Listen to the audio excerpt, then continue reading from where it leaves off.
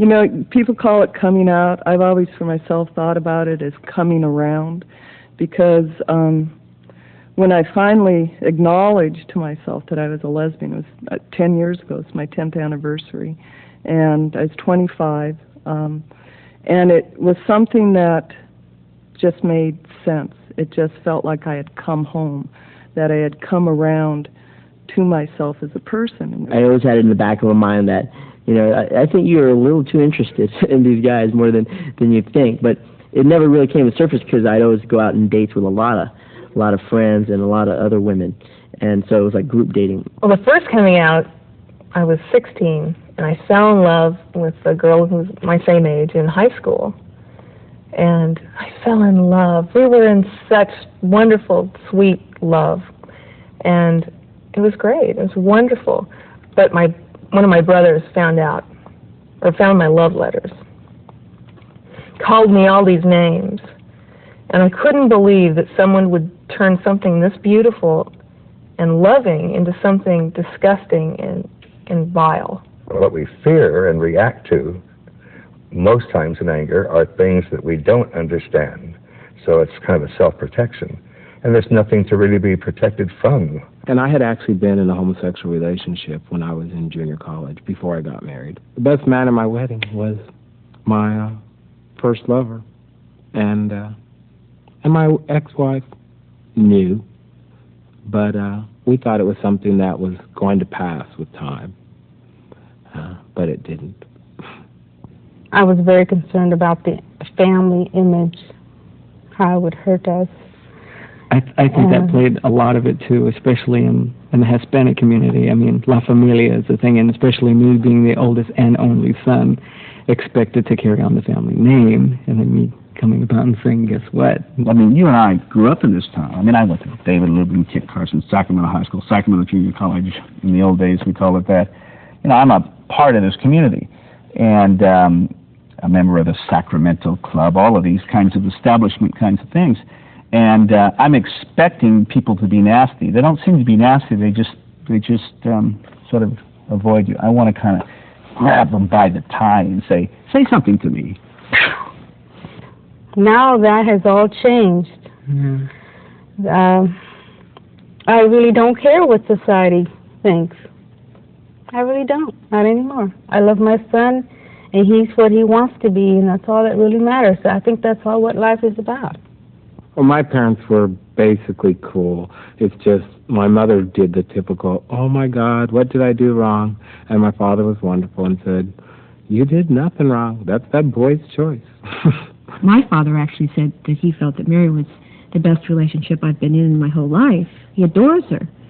And he's a conservative from Texas. Never expected that from my father, but he's very, very accepting. Definitely. Anything in the future I do, I will be out without any question. There's no question at all.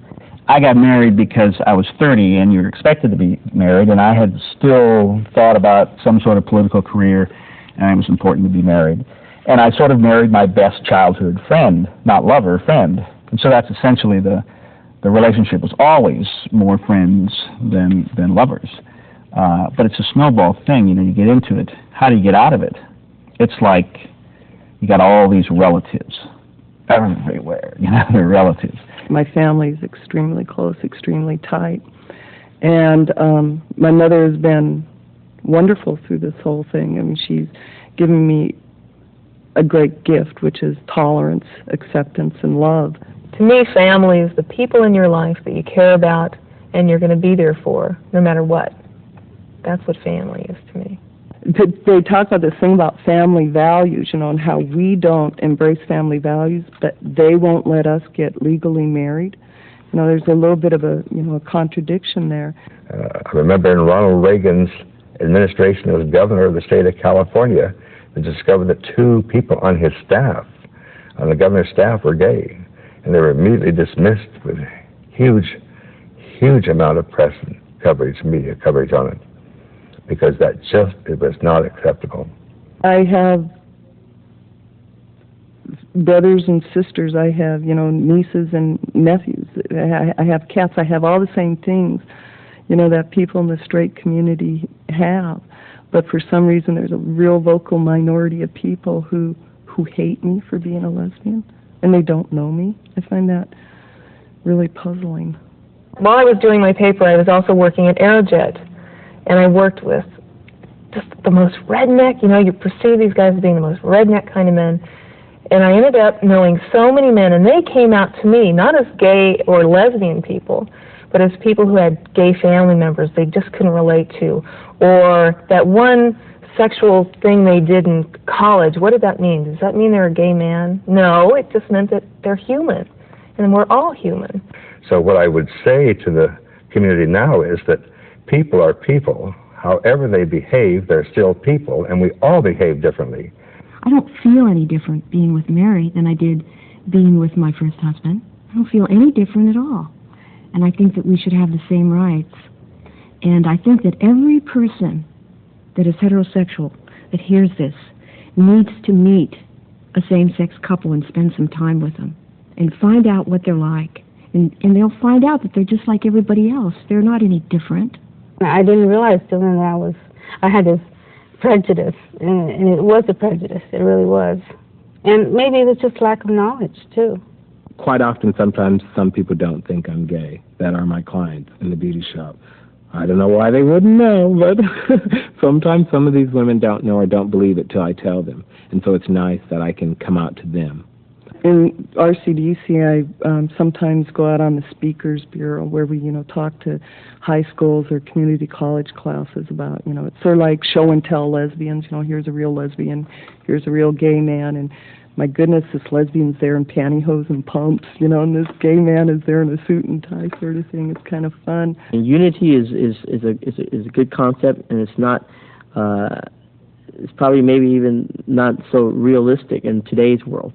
But striving for, I think it's the process, participating in the process of moving towards that is the important thing. You know what I think? I think gays and lesbians who are honest with themselves and love themselves unconditionally, because that's what being gay and lesbian in this society makes you have to do. You have to love yourself unconditionally to come out and be happy with who you are. That's the biggest step you could ever take as a human being. Just the nature of being gay is a political statement, and being out and proud is a political statement. And for us to turn our back on 4 years of our future would be a grave mistake. Part of what's so powerful today, and I think one thing that causes concern for the religious fundamentalists, is that the cultural context is such that it's easier to be a lesbian or to be gay, to acknowledge that which you know is true about yourself, rather than to deny it or acknowledge it but choose not to act on it. Well, the reason I had to become a Democrat was because the Republican Party was just clearly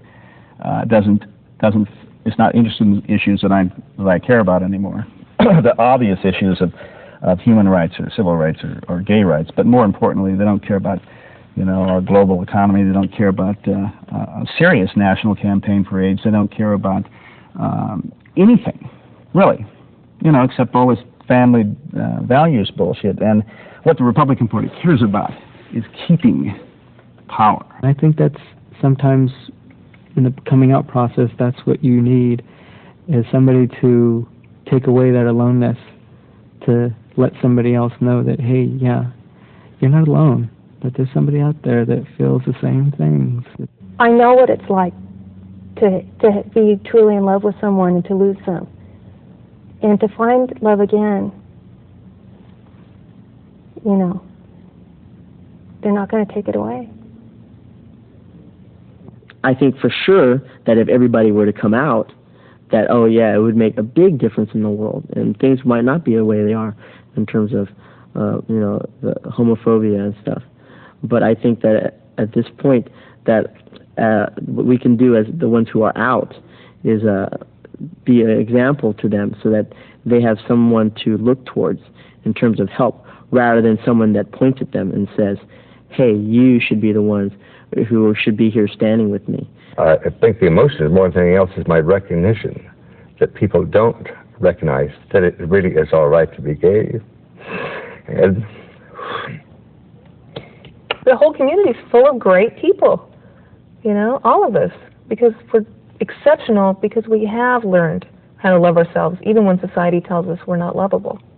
I know one of the concerns of some of my brothers and sisters when I came out as a lesbian was I would influence the nieces and nephews to be a lesbian. I said, well, I certainly can't influence them to be a lesbian, but I do want to be a role model to them as far as, as what a person, what a woman can and should be.